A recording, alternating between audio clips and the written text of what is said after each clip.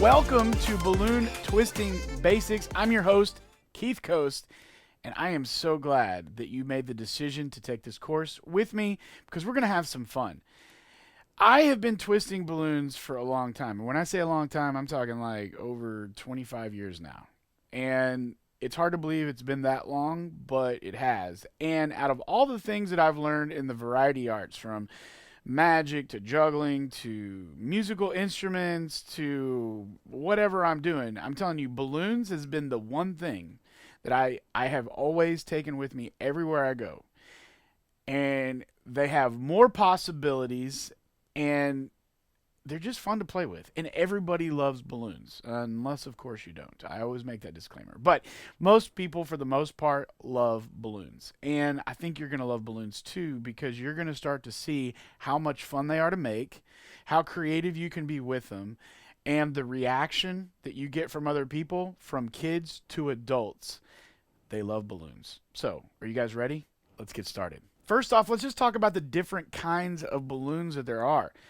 Now, when you typically talk about a balloon, you're probably thinking about just a regular round balloon. And these are great for party decorations or whatever. That's a typical balloon. You can fill these up with helium, put them on a string. They're amazing. But twisting balloons are a different animal altogether. Pun intended. These balloons are actually made for twisting. And if you've ever tried to blow one of these up by your mouth, you'll realize how incredibly hard it is.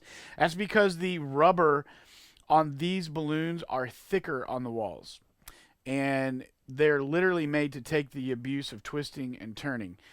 They don't pop as easy as if you did another balloon. And we're going to get into that in just a moment. But these balloons, when you're looking to buy these in the stores or online or through our store, these are either called twisting balloons, sculpting balloons, animal balloons. Those are the three main types of balloons that or names that you'll find for these balloons.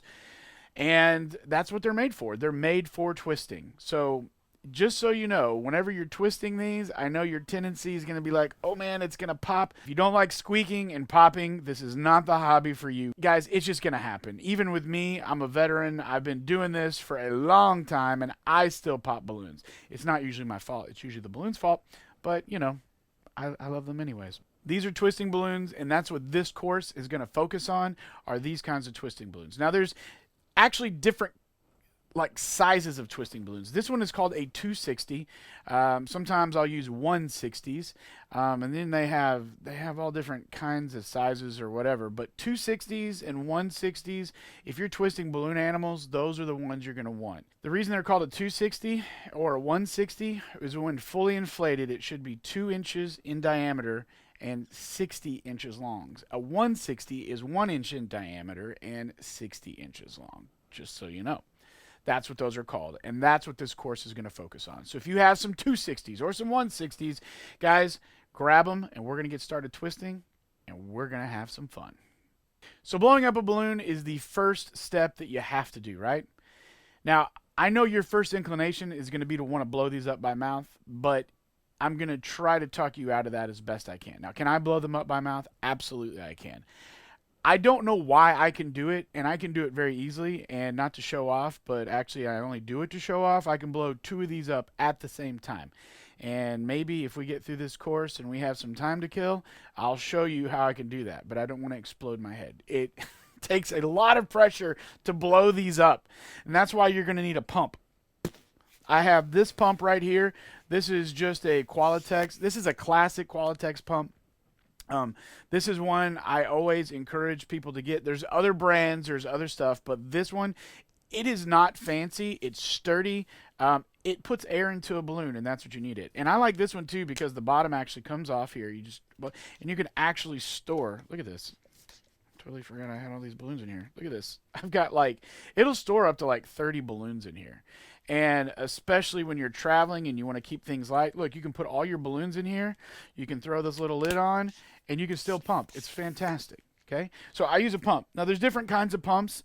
I have this one for sometimes when I'm working with the 160s, which the holes are just a little bit smaller, and sometimes I'll use that, but it's the same principle. I have another one that's an orange color. It's literally the exact same size, but orange. And I also have big inflators. They sometimes make these big pumps that you can, they're like made out of a big PVC pipe, and you can put the balloon on top. And it literally looks like this, but as you push it down, whoop, it'll literally fill a balloon up in one pump. Those are great, but they can be kind of pricey. And then I have other inflators that they'll blow these round balloons up. Literally, it just like whoop, takes like a second, 2 seconds. Inflators. I just would encourage you to get an easy, basic pump because you're going to need this. Don't try to blow it up with your mouth. And also, when you're twisting for other people, especially kids, kids want to put these in their mouth, and it's just gross and disgusting, right? Use a pump. What can I say? I also call this my artificial lung, a balloon inflator, if you wanted something cooler. And it never fails. Somebody always asks, if this is a ketchup bottle every single time. I don't have it. I wish I had it with me. I actually, you guys know I love magic. If you don't, I love magic too. And one of my favorite pranks, it was the first magic trick I ever bought. I bought it at the magic store in San Francisco, California, and it was a little ketchup bottle that when you squeeze it, like a little piece of string came out, and it looked like ketchup. Yeah, it's hilarious. Sometimes I will actually keep that beside it, and if they think it's ketchup, I said, no, this is my balloon inflator, my ketchup bottle. Pfft, there it is. Yeah, you'll notice on here there are a couple ridges on this one. You can like kind of put it down all the way over past that ridge, and it should hold on to it.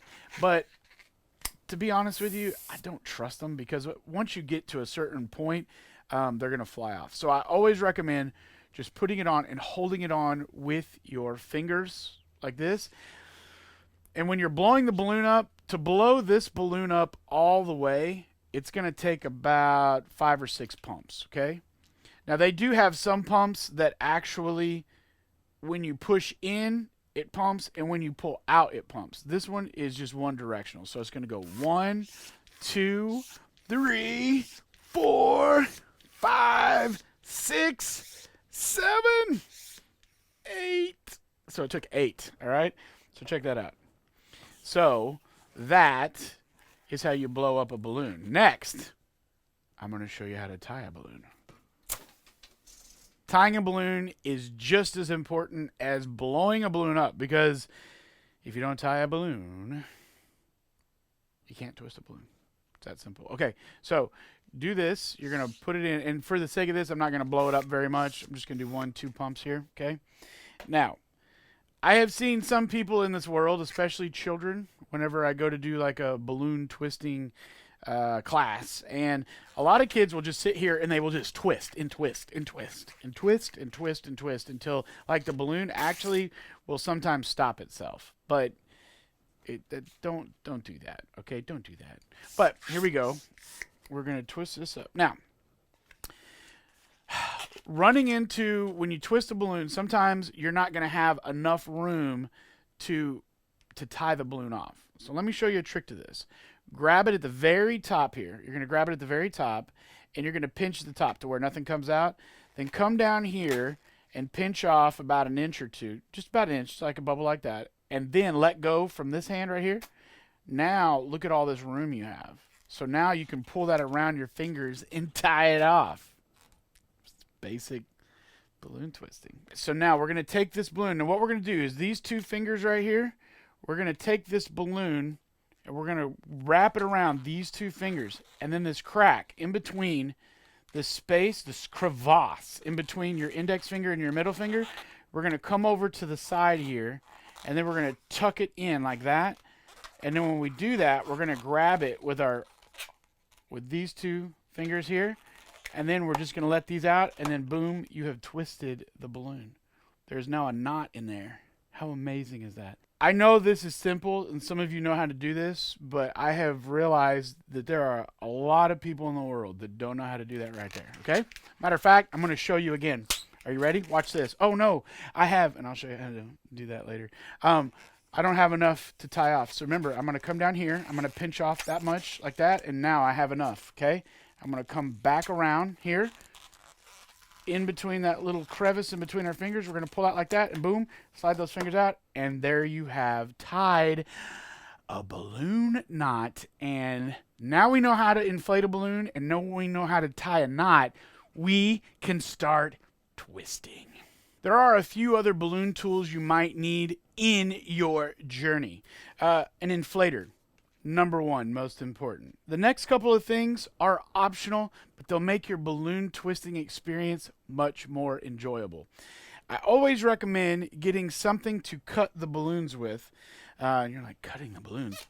I know it sounds weird, but let's take this little balloon poodle, for example. You see this little noozle right here? This little noozle just kind of hanging on the end there. It looks like he's got something hanging out of his nose, and it's just kind of weird to me.